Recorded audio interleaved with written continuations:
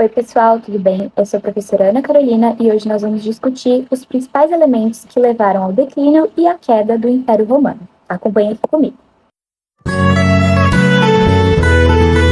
Primeiramente, vamos realizar uma contextualização.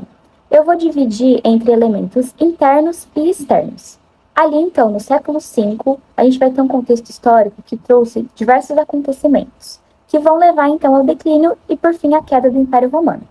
Entre eles, nós podemos citar as invasões bárbaras, como as dos povos visigodos e dos ostrogodos, uma grande instabilidade política, crise econômica, a corrupção dentro do império e também desafios militares, que vão levar a uma desintegração gradual das estruturas romanas.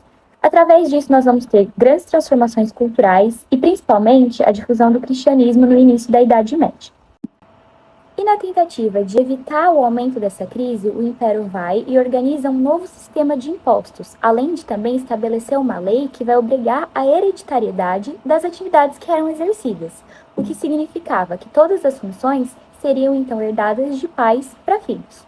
Ou seja, se o pai era um soldado que defendia ali as fronteiras do Império, assim seria o seu filho. Outra característica importante é a presença do êxodo urbano desses aristocratas, que estava muito relacionado com a formação das castas, e vai provocar ali o surgimento no Ocidente dos chamados senhorios rurais, que vão ser a constituição ali do principal quadro da vida econômica e social da época, que vão anteceder o feudalismo, que é um tópico que nós vamos discutir nas próximas aulas. Então, já ali no ano 395, o Império Romano vai ser dividido em dois, entre o Oriente e o Ocidente. O Oriente vai conter as províncias mais ricas e populosas, e o Ocidente vai conter ali, uma menor quantidade de pessoas e vai estar em maior situação de decadência. Outro ponto é a presença da grande necessidade da mão de obra para trabalhar no campo do Império, o que vai permitir que esses povos adentrem o território romano e vão formar assentamentos que eram caracterizados como os federados. Eles eram ligados a Roma por um contrato, e esse contrato permitia que esses povos preservassem os seus costumes, as suas organizações sociais e políticas. E, em troca, eles deviam prestar serviços tanto no campo quanto serviços militares para realizar a proteção das fronteiras contra outros invasores. E no decorrer do século IV, esses tratados de federação eles vão se tornar cada vez mais frequentes, numa tentativa de vencer essa crise que estava cada vez maior e mais próxima.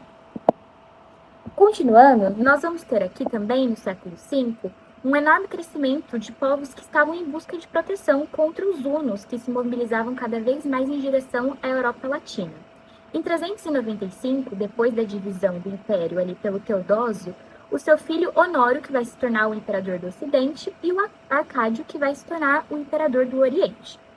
A fronteira de Reno estava quase desprotegida e ela vai acabar sendo atravessada em 407 pelos povos germânicos, que vai dar início, então, ao período das grandes migrações.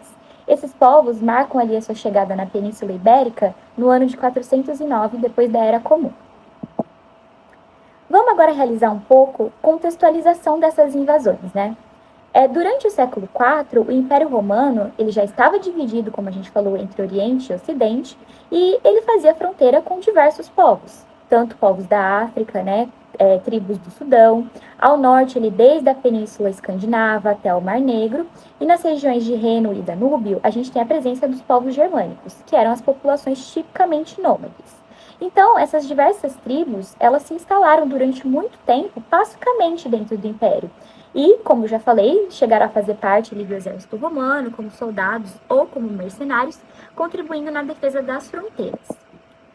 No ano de 400, ali depois da Era Comum, a gente tem um percentual de 30 a 50% do exército romano composto pelos mercenários germânicos, ou seja, um número muito maior desses povos do que os próprios romanos ali fazendo parte da proteção do reino. As relações entre os povos romanos e os povos germânicos iam muito mais do que somente relações comerciais ou culturais, mas principalmente dessa questão de defesa do império. Tanto que os povos germânicos chegaram até mesmo a participar da aristocracia romana e até mesmo ingressar na família imperial. Um exemplo disso é que o Honório, que é o filho do Teodósio, deposou duas filhas do general romano de origem vândala, que foram a Maria e a Termância. Continuando agora sobre essa questão, né, de chamadas invasões dos povos bárbaros, por que nós chamamos povos bárbaros, né? Os povos bárbaros são nomes que foram dados de maneira estereotipada pelos gregos e pelos romanos, por conta que eles não partilhavam, né, dos idiomas, das culturas e modelos de organização política e social. Por isso, eles eram chamados de bárbaros. Então, a gente dá o nome de invasões bárbaras para essa série de migrações que ocorreram ali para o Império Romano, desde a Península Ibérica, que vão alterar radicalmente a organização da região, que era até então denominada Espanha e estava sob o governo do Império Romano. E apesar da existência de diversos conflitos entre os povos migrantes e o Império Romano, nem sempre esses contatos foram somente de violência, porque anteriormente, como eu citei, eles já coexistiram de maneira pacífica, um servindo ao outro. Então, não necessariamente eram somente relações de violência. Esse período de migração ele vai formar um elo fundamental entre o período da Antiguidade Clássica e o início da Idade Moderna na Europa Ocidental. É sempre importante ter isso em mente. Agora, eu trouxe um mapa aqui para que a gente possa ter uma visão um pouco mais clara de como eram essas migrações ali na Europa entre os séculos 2 e 5. Então, como nós podemos observar aqui no mapa, nós temos a presença, né, das cores que vão representar os povos e os períodos pelos quais eles começaram a realizar as migrações. Então, nós vamos ter ali onde estavam dispostos o Império Romano do Ocidente, o Império Romano do Oriente, e os povos como os vândalos, os hunos, os visigodos, os ostrogodos, os francos, os anglo-saxões, os burgúndios e os lombardos.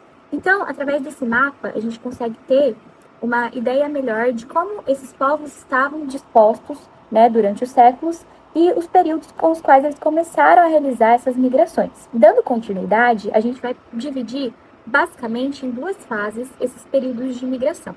A primeira fase vai se caracterizar entre os anos de 300 a 500 depois da Era Comum, que trata-se basicamente da movimentação desses povos que eram majoritariamente germânicos, né, por toda a Europa, o que acaba colidindo com diversas regiões que estavam ali sob o domínio do Império Romano.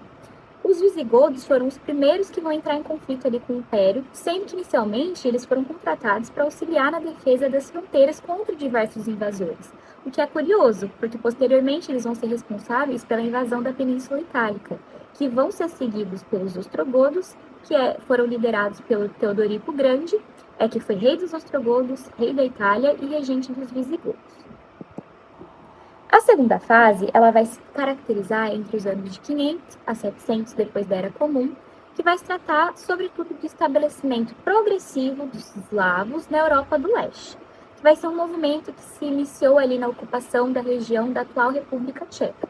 Então, eu trouxe um outro mapa aqui que traz as configurações da Europa Ocidental no final do século V, para a gente ter uma ideia de como estava essa organização em relação aos povos. Então, nós podemos ver, né, uma grande diversidade de povos, como os alemanos, os rúgios, os érulos, os danos, os anglos, os vândalos, e entre outros, né? Então, a gente pode ver que cada vez mais o território estava sendo ocupado por diferentes povos, e não só povos ali romanos. E quais serão as consequências, né, que isso vai trazer para o Império? No ano de 476, o imperador Rômulo Augusto ele vai ser deposto por Odoacro, que foi um acontecimento que vai marcar, então, o fim, de fato, do Império Romano do Ocidente, já que eles estavam com um poder militar, político e financeiro quase inexistente. E depois disso, começam a dar início, né, a novos reinos que estavam sendo governados por monarquias dos povos que conquistavam os novos territórios do Império. E surgiram, então, disposições legais que regulavam as relações entre os povos conquistadores e entre a população de origem romana. Os povos germânicos, é importante a gente ter em mente, originalmente pagãos, né, ao contrário da maioria da população romana, que era católica. E com o tempo, eles acabam se convertendo ao catolicismo, e a Igreja Católica assume um papel fundamental enquanto um elemento unificador ali nessa Europa que estava extremamente dividida e estava com reinos pouco estáveis. Então, essa progressiva fusão das culturas romana e germânica vai abrir o caminho para uma constituição dessas nações europeias ocidentais que nós conhecemos atualmente. O Império Romano ele acaba sendo substituído por uma nova realidade política, econômica e social. A economia ela vai tomar um caráter muito mais rural e a sociedade vai passar a se organizar entre o clero, a nobreza e o povo. E o feudalismo começou a se estabelecer enquanto principal sistema de governo, sobretudo na Europa Ocidental. Agora a gente vai falar um pouquinho sobre os legados, deixados pelo Império Romano. Entre eles nós podemos citar a língua, as artes, o direito e a religião. No campo da língua nós temos o latim, que era a língua oficial do Império, e que foi responsável por fazer ali o processo de unificação entre os seus cidadãos. E com o processo expansionista, o latim foi se misturando com os dialetos locais dos novos povos conquistadores e vão levar ao surgimento de novas línguas, que são as chamadas línguas neolatinas, com o francês, o espanhol, o português, por exemplo. No campo das artes, nós podemos destacar diversas obras arquitetônicas que estão presentes até os dias atuais. Uma das mais importantes, é o Coliseu. No campo do direito, nós vamos ter alguns elementos que ficam marcados como base para o direito civil moderno.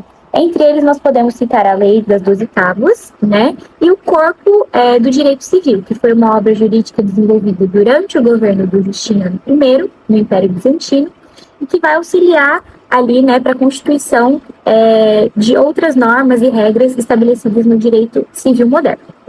No campo da religião, nós temos, claro, acho que uma das principais influências, que é a presença do cristianismo, que é uma religião que é nascida do Império Romano e que vai ter as suas bases na tradição judaica que prega a chegada de um Messias à Terra, que tem a responsabilidade de vir e resgatar os pecadores. Agora, eu trouxe alguns exercícios que vão nos auxiliar na maior compreensão desse conteúdo. Vou ler com vocês o primeiro exercício. No século V, o Império Romano enfrentou um período de desafios que culminou em sua queda. Diversos fatores, tanto internos quanto externos, contribuíram para esse desfecho. As invasões bárbaras, como as dos visigodos e ostrogodos, somaram-se a crises políticas e econômicas. Além disso, a instabilidade militar e a deposição de imperadores como Rômulo Augusto marcaram a transformação do Império. Diante deste contexto, qual dos seguintes elementos não foi uma causa direta da queda do Império Romano? É muito importante, pessoal, no momento da leitura, nós prestarmos bastante atenção, porque às vezes o nosso erro vai não estar no conteúdo, mas muitas vezes no momento da leitura e com uma interpretação de texto errônea, nós podemos não entender aquilo que o exercício está nos pedindo. Então aqui, vamos prestar atenção. Qual dos elementos não foi uma causa direta da queda do Império Romano? Opção A, invasões bárbaras. B, instabilidade política. C, desintegração cultural. D, crise econômica. E E, deposição de imperadores.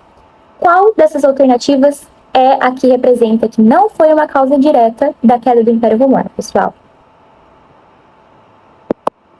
Bom, a nossa resposta é a resposta C, porque a queda do Império Romano foi influenciada por diversos fatores, como a gente já viu. A desintegração cultural não foi uma causa direta, ela foi sim uma consequência, porque nós vamos ter transformações culturais durante o período. Só que as principais razões, como nós já viram, estavam nas crises políticas e econômicas, tanto internas quanto externas, e principalmente as invasões dos chamados povos bárbaros, certo? Vamos agora passar para a segunda questão. No processo que causou o fim do Império Romano do Ocidente, os povos cumpriram um papel fundamental para o enfraquecimento do poder de Roma.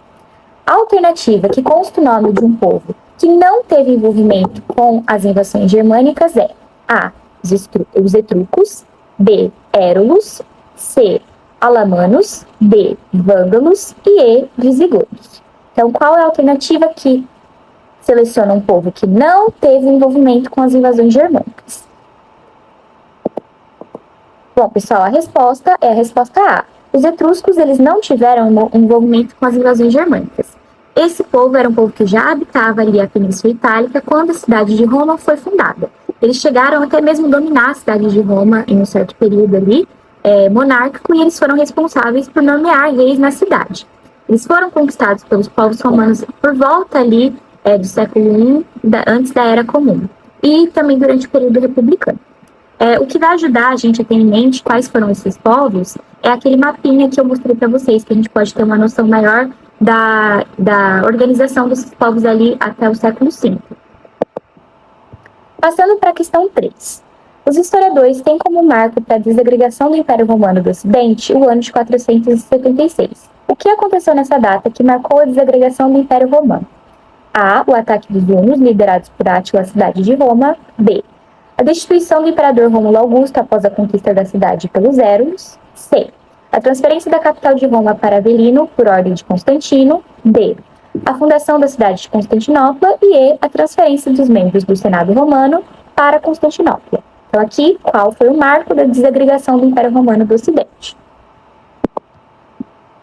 Nós temos a resposta B, né? O marco que foi levantado pelos historiadores foi a conquista da cidade de Roma em 476 depois da Era Comum, com a destituição do imperador Rômulo Augusto pelo Odoacro, que foi rei de um dos povos germânicos. Ok, pessoal? A questão 4, e a nossa última questão, é a desagregação do Império Romano do Ocidente, que levou ao seu fim definitivo em 476 depois da Era Comum, foi resultado de uma junção de acontecimentos.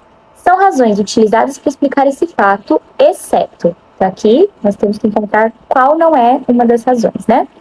A crise do sistema escravista. B, a crise econômica. C, guerra civil entre Roma e Constantinopla. E D, invasões germânicas. E E, corrupção. Então aqui qual não é uma razão que explica a desagregação do Império Romano? Nós temos a resposta C, porque nunca houve uma guerra civil entre Roma e Constantinopla. A queda do Império Romano, como nós já falamos, foi um evento causado por diversos fatores, né, econômicos, sociais e políticos, como corrupção, disputa por poder, o declínio do sistema escravista, o enfraquecimento do exército romano. Mas nunca houve, de fato, uma guerra entre Roma e Constantinopla. Ok, pessoal? Aqui no final eu trago as referências bibliográficas que foram utilizadas, algumas, né, das principais referências utilizadas para a realização da nossa aula, e eu desejo que vocês tenham um ótimo estudo. Até a próxima!